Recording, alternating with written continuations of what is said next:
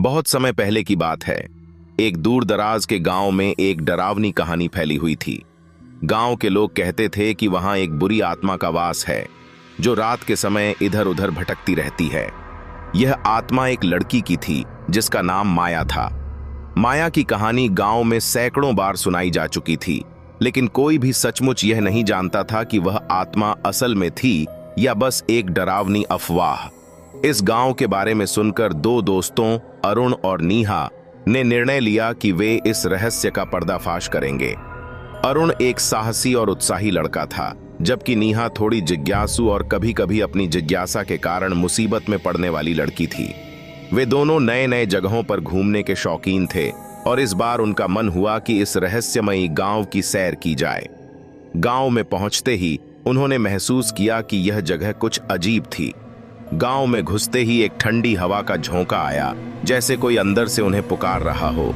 पुरानी दीवारों वाले घर, कच्चे रास्ते और चारों ओर पसरी चुप चुप सी खामोशी, सब कुछ एक अनहोनी का एहसास दिला रहा था।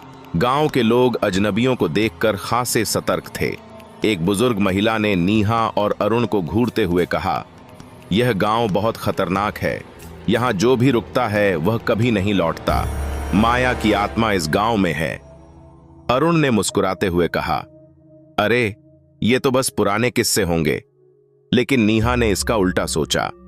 क्या होगा अगर यह सच हो? नीहा ने मन ही मन सोचा, लेकिन उनका उत्साह ठंडा नहीं पड़ा।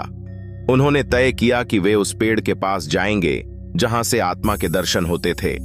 लोग कहते थे कि यह वही पेड़ था जहां माया की आत्मा को देखा गया था। वहां जाने के बाद उन्होंने सुना था कि यह आत्मा उन्हीं लोगों को अपना शिकार बनाती है जो पेड़ के पास देर रात तक रुके रहते हैं। दिन का समय था जब वे पेड़ के पास पहुंचे। पेड़ बहुत पुराना और विशाल था। उसकी शाखाएं इस तरह फैली हुई थीं कि जैसे वह किसी गहरे रहस्य को छुपाए हुए हो। जैसे ही वे पेड़ के पास पहुंचे, एक अजीब सी ठंडी हवा का झोंका आया और चारों ओर एक घना सन्नाटा पसरा गया। नीहा ने कहा, कुछ तो गड़बड़ है, मुझे डर लग रहा है। अरुण ने हंसते हुए कहा, तुम डर रही हो नीहा? यह बस एक पुरानी कहानी है। लेकिन तभी अचानक नीहा का चेहरा सफेद पड़ गया। उसकी आंखें बड़ी हो गईं और वह जैसे किसी और ही दुनिया में खो गई। वह बेमानी तरीके से बड़बड़ाने लगी, माया माया मुझे बुला रही है, वह मुझे ले जाएगी। अरुण घबराया और उसे पकड़ा। नीहा, क्या हो रहा है? तुम ठीक हो? लेकिन नीहा की आंखों में एक अजनबी सी चमक आ गई थी। उसकी आवाज पूरी तरह से बदल चुकी थी। वह उसी आवाज में बोल रही थी जो अरुण ने सुनी थी। उसकी आवाज में दर्द और डर था और वह अचानक खुद को पेड़ के पास खींचने लगी। अरुण ने उसे पूरी ताकत से रोका, लेकिन नीहा की पकड़ मजबूत होती जा रही थी। तभी अचानक हवा तेज हो गई और पेड़ की शाखाओं से एक गहरी गूंज सुनाई दी, माया माया। यह आवाज इतनी तेज और घनी थी कि अरुण का दिल धड़कने लगा। उसे यह एहसास हुआ कि नीहा सच में किसी अजनबी शक्ति के प्रभाव में है। नीहा, मुझे सुनो, तुम ठीक हो? यह बस तुम्हारे दिमाग का खेल है, अरुण चिल्लाया। लेकिन नीहा की आंखों में अब कुछ और ही था। वह एकदम से पेड़ के नीचे गिर पड़ी और उसकी आंखें पूरी तरह से सफेद हो गईं। उसकी पूरी देह जैसे किसी बुरी ताकत के अधीन हो गई थी। अरुण ने घबराते हुए अपनी जेब से एक तावीज निकाला। यह तावीज उसकी दादी ने उसे दिया था और उसने हमेशा कहा था कि यह बुरी आत्माओं से बचाने का एक उपाय है। जैसे ही अरुण ने तावीज को नीहा के पास लहराया, एक तेज हवा का झोंका आया और नीहा का शरीर कांपने लगा। फिर अचानक वह एक जोर से चीखी और उसकी आंखों में सामान्य चेतना लौट आई। क्या हो गया था? नीहा ने कांपते हुए पूछा। मैं कहां थी? उसकी आवाज में डर था और वह पूरी तरह से भ्रमित थी। अरुण ने उसे सब कुछ बताया कि कैसे माया की आत्मा उसे अपने जाल में फंसा चुकी थी।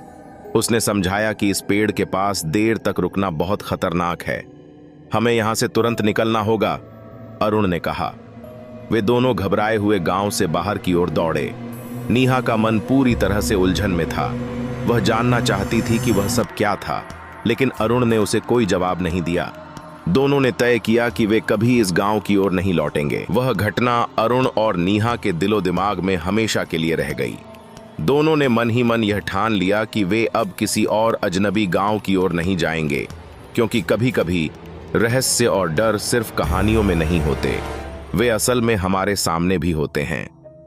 गांव के लोग आज भी उस पेड़ के पास जाते हैं, लेकिन अब बहुत ध्यान से। किसी को भी इस डरावनी आत्मा के बारे में खुलकर नहीं बताया जाता, लेकिन जो जानता है वह कभी भी उस पेड़ के पास जाने की हिम्मत नहीं करता।